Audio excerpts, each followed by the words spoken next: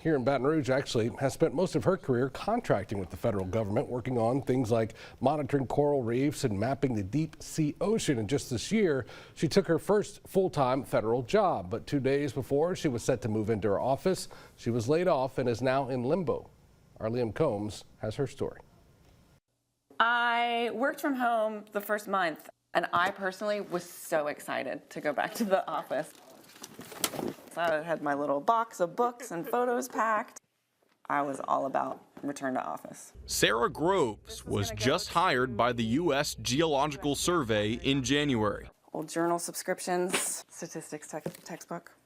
But 2 days before she was set to move into her new office, she got this letter saying her abilities did not meet the Department of Interior's current needs.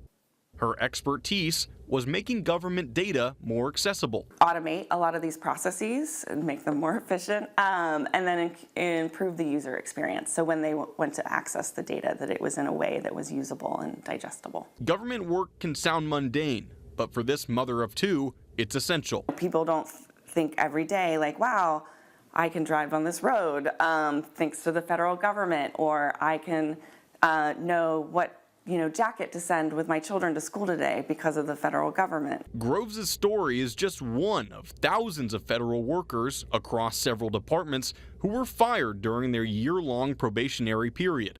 But those mass layoffs were just blocked by 2 federal judges, and an appeals court backed that up today. I think everyone wants us to come back to work. But Sarah still hasn't gotten a call. The waiting is pretty excruciating. I would like to know if I am going to be able to go back to work or if I need to fully move on with my life. The Department of Interior was supposed to give her an update by 1 p.m. today. I have yet to hear from them. This limbo between packed and unpacked boxes.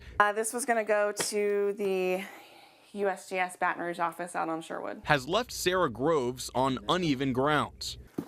I mean, it's what the judge said. And raises questions about the federal government's ability to fulfill its duties. You need the money to, fund things, but you also need the people to administer that funding. And so that's where I get really scared is, the talk of preserving budgets, but slashing the workforce, because I think that makes the budget question obsolete.